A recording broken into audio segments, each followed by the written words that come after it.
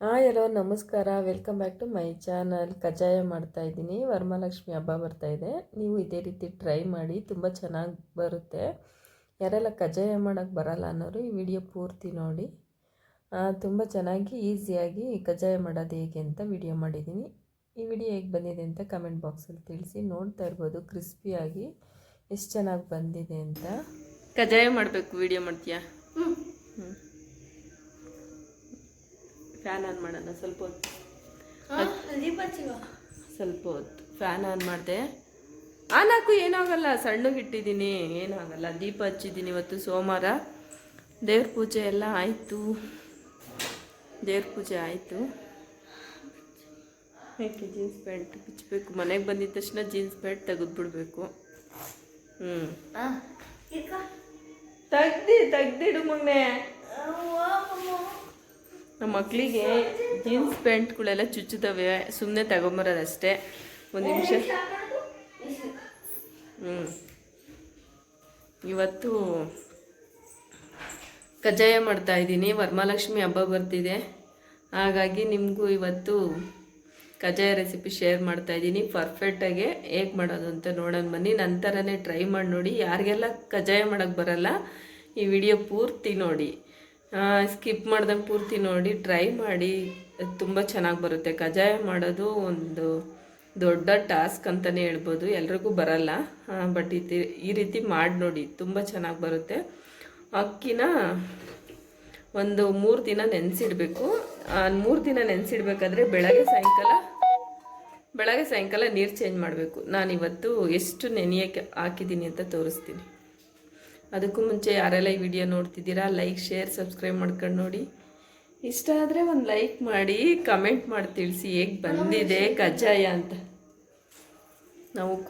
ನಾವು ಒಂದು 3 ದಿನ ನೆನೆಸಿಟ್ಟಿದ್ದೆ. ಒಂದು ಪಾವ್ ಅಕ್ಕಿ ಅಷ್ಟಿದೆ, ಒಂದು ಪಾವಷ್ಟು ಇದೆ. ನೀರೆಲ್ಲ ಚೆಲ್ಬಿಡ್ತೀನಿ.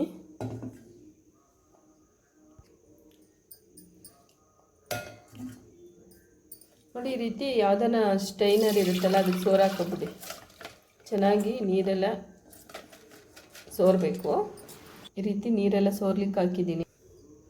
ನೀರೆಲ್ಲ ಸೋರಿಸ್ಬಿಟ್ಟು ಈ ರೀತಿ ಒಂದು ವೈಟ್ ಬಟ್ಟೆ ಮೇಲೆ, ಕಾಟನ್ ಬಟ್ಟೆ ಮೇಲೆ ಹಾಕಿದ್ರೆ ಬೇಗ ಒಣಗುತ್ತೆ ಅನ್ನೋದಕ್ಕೋಸ್ಕರ ಫ್ಯಾನ್ ಹಾಕ್ಬಿಟ್ಟು ಸ್ವಲ್ಪ ಹೊತ್ತು ಆರ್ಲಿಕ್ಕೆ ಬಿಡ್ತಾಯಿದ್ದೀನಿ. ಈ ರೀತಿ ಬೇಗ ನೀರು ಹೀರ್ಕೊಳ್ಳುತ್ತೆ ಅನ್ನೋದಕ್ಕೋಸ್ಕರ ಹಿಂಗೆ ಹಾಕಿಟ್ಟಿದ್ದೀನಿ.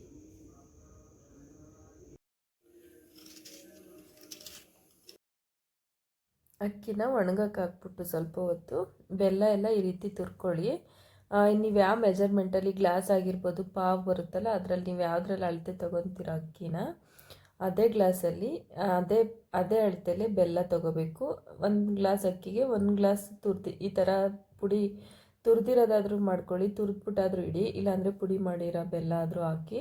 ಯಾವ ಗ್ಲಾಸಲ್ಲಿ ಅಕ್ಕಿ ಹಾಕಿರ್ತೀರೋ ಅದೇ ಗ್ಲಾಸಲ್ಲಿ ಬೆಲ್ಲ ಹಾಕಿ 1 ಸ್ಪೂನು 2 ಸ್ಪೂನು, ಅಂದರೆ ಬೆಲ್ಲ ನೆನೆಯೋಕ್ಕೆ ಒಂದು 4-5 ಸ್ಪೂನಷ್ಟು, ಇಲ್ಲಾಂದರೆ ಒಂದು ಟೀ ಗ್ಲಾಸಲ್ಲಿ ಒಂದು ಅರ್ಧ ಗ್ಲಾಸಷ್ಟು ನೀರು ಹಾಕಿ ಬೇಗ ಪಾಕ ಬರುತ್ತೆ. ಜಾಸ್ತಿ ನೀರು ಹಾಕಿದ್ರೆ ಬೇಗ ಪಾಕ ಬರಲ್ಲ, ಜಾಸ್ತಿ ಹೊತ್ತು ಪಾಕ ತೆಗಿಬೇಕಾಗುತ್ತೆ.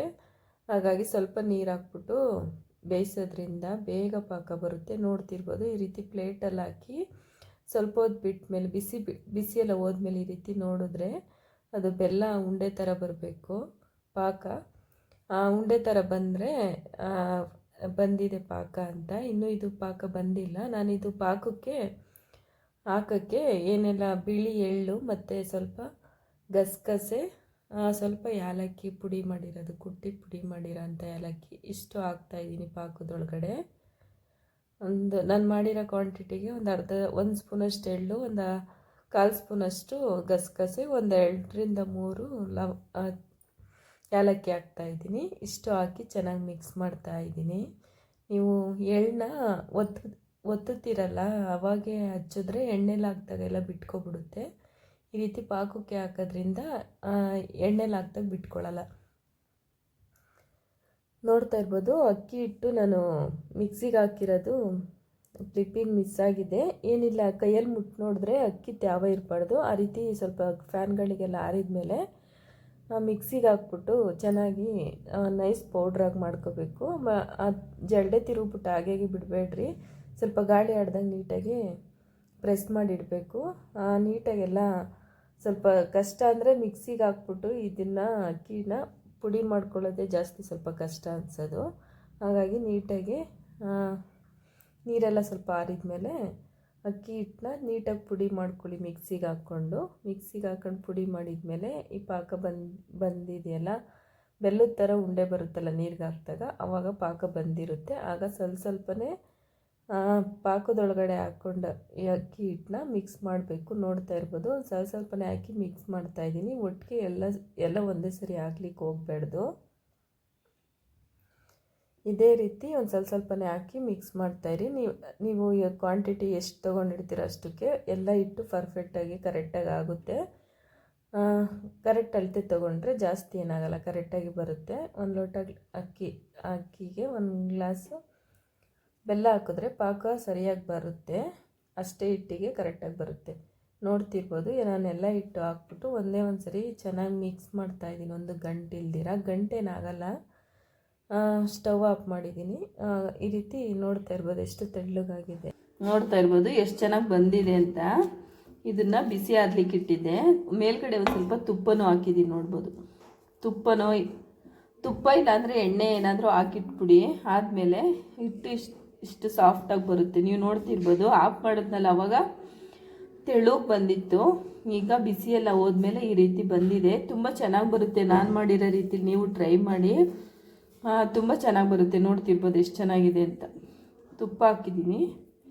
ತುಪ್ಪ ಇಲ್ಲಾಂದರೆ ಮೇಲ್ಗಡೆ ಸ್ವಲ್ಪ ಎಣ್ಣೆಲ್ಲ ಹಾಕಿಟ್ರೆ ಮೇಲ್ಗಡೆ ಒಂದು ರೌಂಡು ಕೆನೆ ಥರ ಕಟ್ಟುತ್ತಲ್ಲ, ಕಟ್ಟಲ್ಲ. ಬನ್ನಿ ಇದನ್ನು ಎಣ್ಣೆಲೆಲ್ಲ ಕರೆದ್ಬಿಟ್ಟಿಡೋಣ. ನಾನು ಮಾಡಿರೋದು 1 ಪಾವ್ ಅಕ್ಕಿದು ಮಾಡಿರೋದು. ನೀವು ಎಷ್ಟಾದರೂ ಮಾಡ್ಕೊಳ್ಳಿ, ಇದೇ ಅಳತೆಯಲ್ಲಿ ಮಾಡಿ, ತುಂಬ ಚೆನ್ನಾಗಿ ಬರುತ್ತೆ.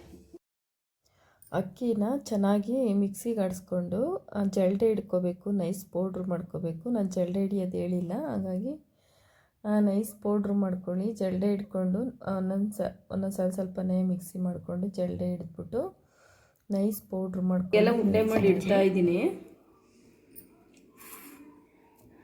ಈ ರೀತಿ ಉಂಡೆ ಮಾಡಿ ಇಡ್ತಾ ಇದ್ದೀನಿ. ಸಿಟ್ಟು ಹಾಕ್ತಿರಲ್ಲ ಪಾಕಕ್ಕೆ, ಚೆನ್ನಾಗಿ ಪಾಕ ಬರಬೇಕು. ಒಂದು ಬೌಲಲ್ಲಿ ನೀರು ಇಟ್ಬಿಟ್ಟು, ಬೌಲಲ್ಲ ಒಂದು ಪ್ಲೇಟಲ್ಲಿ ನೀರು ಹಾಕೊಂಡ್ಬಿಟ್ಟು ಅದರೊಳಗಡೆ ಪಾಕ ಹಾಕಿದ್ರೆ, ಪಾಕ ಸ್ವಲ್ಪ ಬಿಸಿ ಹೋದ್ಮೇಲೆ ತೆಗೆದ್ರೆ ಬೆಲ್ಲದ ಥರ ಉಂಡೆ ಬರಬೇಕು. ಹಂಗೆ ಬಂದರೆ ಪಾಕ ಬಂದಿದೆ ಅಂತ. ಒಂದೊಂದು ಸ್ವಲ್ಪನೇ ಹಿಟ್ಟು ಹಾಕ್ಬಿಟ್ಟು ಮಿಕ್ಸ್ ಮಾಡ್ತಾ ಬಂದರೆ ಲಾಸ್ಟಿಗೆ ಎಲ್ಲ ಹಿಟ್ಟು ಹಾಕ್ತಿರಲ್ಲ, ಅವಾಗ ಒಂದು ಚೆನ್ನಾಗಿ ಮಿಕ್ಸ್ ಕೊಟ್ಬಿಟ್ಟು ಆಫ್ ಮಾಡಬೇಕು. ಇದು ಹಿಟ್ಟು ಗಟ್ಟಿ ಬರಲಿ ಅಂತ ತಿರುಗಿಸ್ಕೊಂಡು ಬೇಯಿಸ್ಲಿಕ್ಕೆ ಹೋಗಬೇಡಿ. ಆಫ್ ಮಾಡ್ತೀನಿ. ನಾನು ಇದರಲ್ಲೇ ವಸಿಯನ ಅಂದ್ಬಿಟ್ಟು ತುಪ್ಪ ಎಲ್ಲ ಬಾಟ್ಲಿಗೆ ಹಾಕ್ಬಿಟ್ಟು ತುಪ್ಪದ ಕವರೇ ತೊಗೊಂಡಿದ್ದೀನಿ. ತುಪ್ಪದ ಕವರೇ ತೊಗೊಂಡೆ. ನೋಡ್ತಾ ಇರ್ಬೋದು ತುಪ್ಪದ್ದು ಇದು.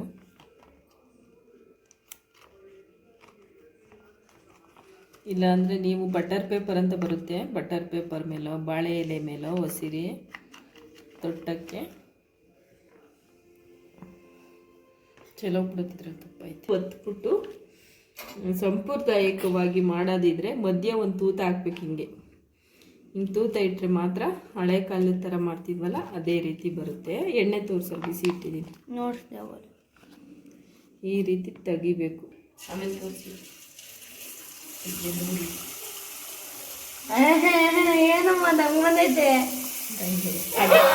ಹಾಕ್ತಿವಲ್ಲ, ಅದಾಗ ಅದೇ ಬೆಂದ್ಬಿಟ್ಟು ಮೇಲ್ ಬರಬೇಕು. ನಾವು ಅದನ್ನ ಮುಟ್ಟಕ್ಕೆ ಹೋಗ್ಬಾರ್ದು. ಹಾಕಿದ್ಮೇಲೆ ಅಂತ ಶೇಪ್ ಅಂಗ್ಳಾಗ ಬರೋದು. ಇವಾಗ ಕಲಿಸ್ಕೊಬೇಕು.